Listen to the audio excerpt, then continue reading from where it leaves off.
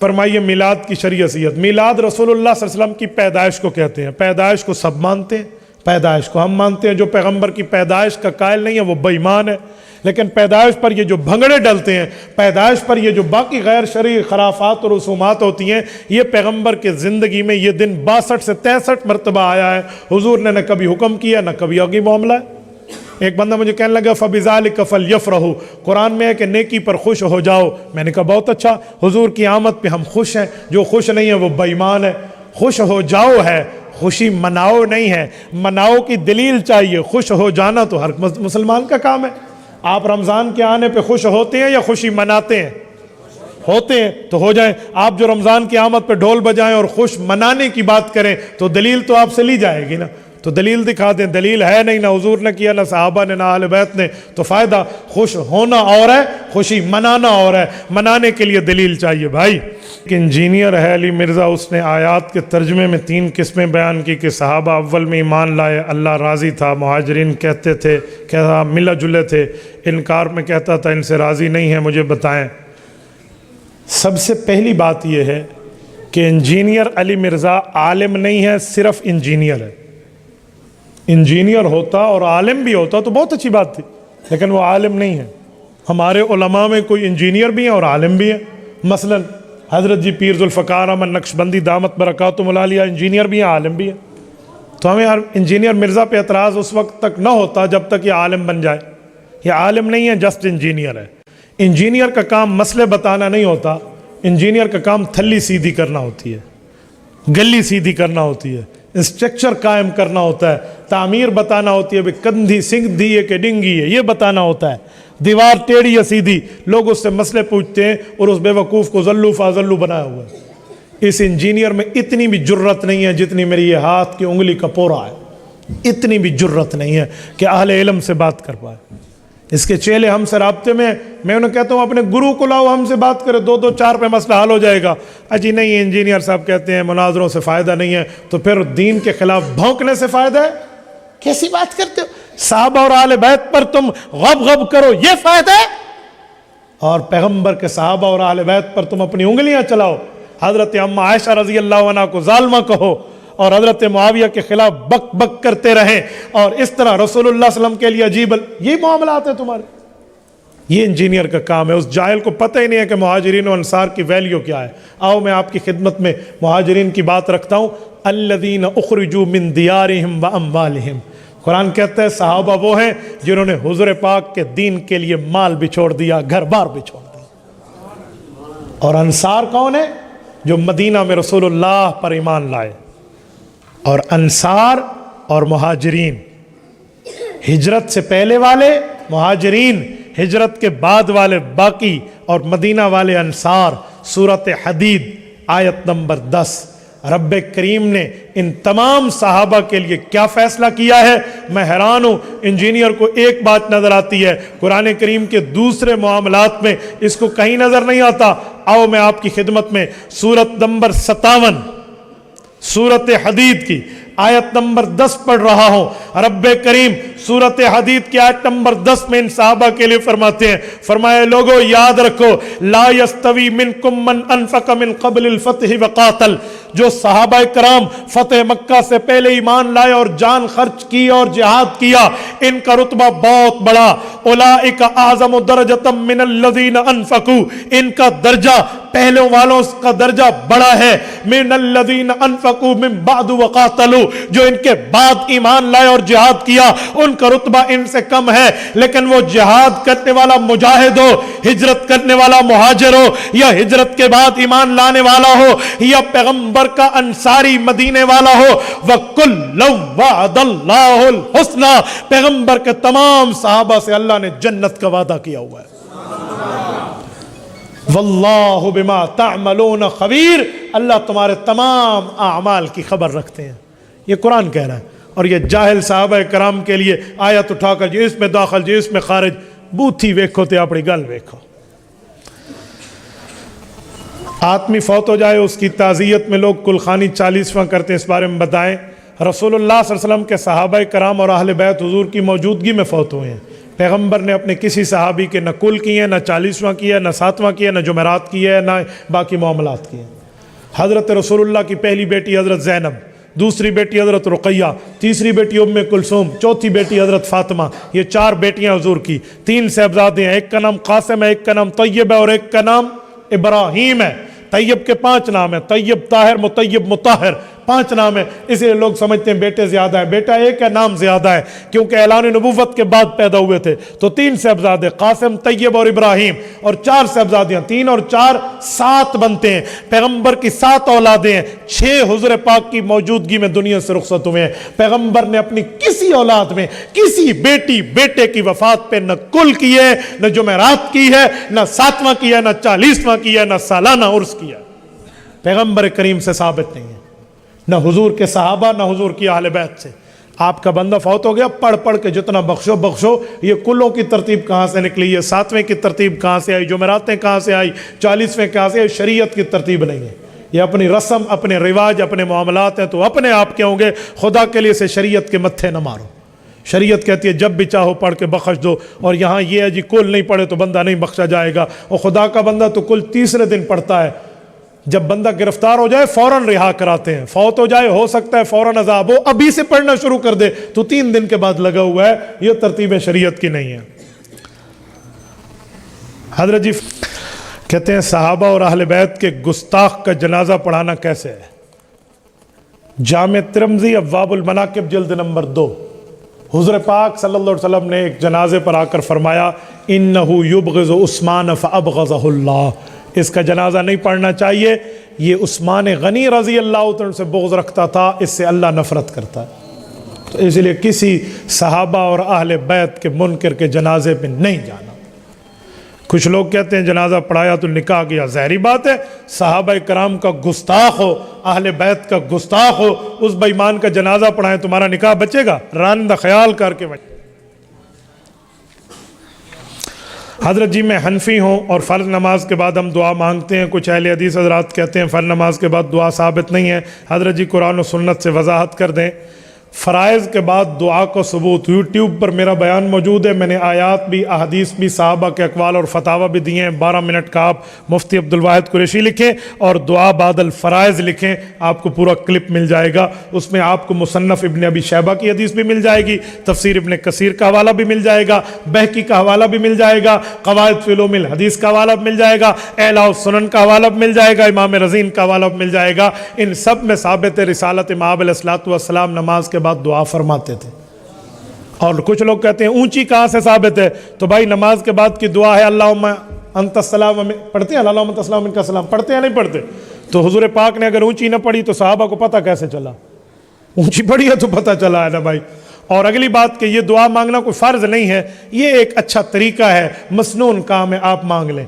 मुहद्दिस यूसुफ बिन नूरी रहमतुल्लाह ने मारिफ़ुस सुनन में पूरी तफसील से 3 सफ़े इसकी दलाइल पे खर्च किए हैं। अगर आपके आले हदीस दोस्त को ये हदीसें नज़र नहीं आती तो उसके इल्म की कमी है, उसे मज़ीद मुतालिया करना चाहिए। अगर किसी को मिले नहीं उसका हवाला तो इससे हवाला ना होना साबित नहीं होता। भाई मैं यहाँ बैठा हूँ, मुझे यहाँ पर शरबत मिसाल है नहीं मिला, तो इसका क्या माना है? इनके घर में चीनी ख़त्म है, शरबत है ही नहीं इस कायनात पर। मुझे दूध नहीं मिला, इसका क्या माना है? यहाँ की भैंसें दूध सुखा गई हैं।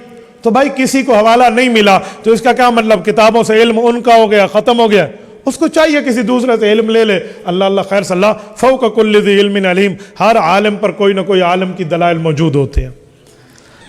हज़रत जी नमाज जनाजा के बाद दुआ में एक आलिम दीन कहते हैं इज़ा सल्लैतुम अलल मय्यित फ़अख़लिसू लहु दुआ, जब तुम मैयत पर नमाज पढ़ो तो इखलास के साथ दुआ मांगो। देखो हज़रत जी इखलास के साथ दुआ मांगेंगे तो नमाज जनाजा के बाद दुआ साबित हो गई। सुभान अल्लाह, सुभान अल्लाह। ये हदीस हमने पढ़ी है, मिशकात में पढ़ी है और टॉप करके मिशकात को हमने पास किया है, तो हमें सिखा रहा है। सुभान अल्लाह। इज़ा सल्लैतुम अलल मय्यित फ़अख़लिसू लहु दुआ, जब तुम मैयत पर नमाज पढ़ने लगो, ये इज़ा माजी पे दाखिल है, पढ़ चुको माना नहीं है चाचे। जब पढ़ने लगो उस वक्त पढ़ चुको, अगर यूं माजी का काम है تو اذا قمتم الی الصلاۃ فاغسلوا وجوہکم، پھر قرآن میں جو آیا ہے نا کہ جب تم نماز کے لیے کھڑے ہونے لگو تو وضو کرو، تو پھر تم یہ ترجمہ کرو جب تم نماز پڑھ چکو تو وضو کر لو۔ سادھے بندے از اور ازا کے معنی کا فرق، پاسٹ پریزنٹ فیوچر کے صیغے کا فرق بھی نہیں آتا کہ ماضی حال مستقبل کا کیا معنی ہے۔ اذا صلیتم علی المیت فاخلصوا لہ الدعاء، جب تم میت پر نماز جنازہ پڑھنے لگو تو اخلاص کے ساتھ دعا کرو، ریاکاری کے لیے جنازے میں نہ جاؤ کہ اگلی صف میں مجھے دیکھیں، تم چھپ کر ٹھہرو، اخلاص کے ساتھ مانگو۔ اسی لیے تو کہتے ہیں جنازے کی آخری صف کا ثواب پہلی صف سے بہت زیادہ ہے کہ وہاں ریاکاری کم ہوتی ہے۔ تو بھئی یہ مراد ہے، اور یہ میری مراد نہیں ہے، جس کتاب میں یہ حدیث لکھی ہے سنن ابن ماجہ میں امام ابن ماجہ القزوینی رحمہ اللہ نے اوپر باب یہی لکھا ہے کہ نماز جنازے والی دعا مراد ہے، اس سے سلام کے بعد والی نہیں ہے۔ اور اگر تو سلام کے بعد دعا مانگتا ہے تو میرا بھی ایک سوال حل کر دے، خدا کی قسم میں تمہیں گھڑی تحفہ دوں گا، مکہ مکرمہ سے مجھے تیسرے سسر نے گھڑی ہدیہ دی ہے، میں اس ہدیہ میں تمہیں پیش کروں گا۔ تم ہنسنے لگے ہو، گھڑی پہ نہیں ہنسے، تم جس چیز پہ ہنسے ہو یہ شاہ صاحب بھی جانتے اور میں بھی جانتا ہوں، ٹھیک ہے نا؟ تو بھائی تم بھی، میرے سسر صاحب نے مجھے دیے، وہ آج کل بیمار ہیں، ان کے لیے دعا فرمائے، اللہ انہیں صحت عطا فرمائے، اللہ ان کی نسلوں سے دین کی خدمت لے۔ مجھے کہتے رہتے ہیں کہ جب تو گفتگو کر رہا ہوتا ہے تو رحمت کے نزول کا وقت ہوتا ہے، میرے لیے دعا کیا کریں۔ تو ہمارے حاج صاحب کے لیے آپ سب دعا کریں، اللہ پاک ان سے دین کا کام لے، ان سے نسلوں سے کام لے، آمین تو کہہ دو۔ کوئی بیویاں نہیں سن رہی بھی تیسرے صف سسر کے لیے دعا کیا تمہیں ماریں گی، مارتی وارتی کوئی نہیں ہے، آمین کہہ دو۔ لوگ ایک کر کے بیٹھے ہیں، دوسری دلان نہ چاہویں، مولوی دیکھ کے نہ چھک لیا تو گھر کی منہ بھی کھانا ہے۔ تو میرے دوستو ایک سوال میرا بھی حل کر لو، اگر نماز جنازہ کے سلام کے بعد دعا ہے، مجھے کوئی ساتھی پین دکھا دے کسی کے پاس، جزاک اللہ، اس طرح یوں پین لیں اور ایک کاغذ لیں، بڑے سے بڑے مولوی صاحب جو کہیں نا نماز جنازہ کے بعد دعا ہے، یوں پین کاغذ لے کر اس کے پاس یوں سامنے رکھ دیں، انہیں کہیں حضرت مولانا اللہ آپ کو خوش رکھے، آمین بھی کہہ دو، اللہ آپ کو سلامت رکھے، ماشاءاللہ ہماری ایک ٹینشن ختم کر دیں، ٹینشن فری کر دیں، ایک مسئلے کا حل کر دیں، ادھر لکھ کے دے دیں حضور علیہ السلام نے کون سی دعا مانگی تھی، وہ لفظ ادھر لکھ دیں، ہم ابھی سے مانگنا شروع کر دیں گے۔ اس دھرتی پر، اس 7 بر اعظم میں 6 بر اعظم میں مخلوق ہے، اس آسمان کے نیچے اس زمین کے اوپر کسی ماں کی کوکھ نے وہ مولوی نہیں جنا جو پیغمبر کی سلام کے دعا کے بعد نماز جنازہ کے سلام کے بعد والی دعا کے لفظ لکھ دے، ہے ہی کوئی نہیں۔ حضور نے مانگے ہوتے تو لفظ ہوتے، اوہ مسجد آتے ہو کون سے لفظ سے دعا مانگتے ہو؟ اللہم افتح لی، میں لکھ دیتا ہوں، میں ثبوت دکھاتا ہوں۔ نکلتے ہو تو اللہم انی اسالک، میں حدیث سے دکھاتا ہوں، صحیح مسلم سے حضور پاک نے پڑھی ہے، سوتے اٹھتے جاگتے آتے جاتے وقت کی دعائیں ہم لکھ دیتے ہیں، حضور نے مانگی ہم کتابوں سے دکھاتے ہیں۔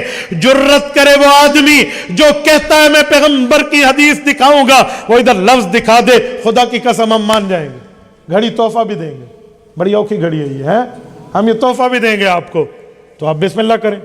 مولوی کیا کہیں گے؟ لفظ تو کوئی نہیں ہے۔ تو میرے بھائی جب لفظ کوئی نہیں ہے تو امت کو لڑایا کیوں ہے؟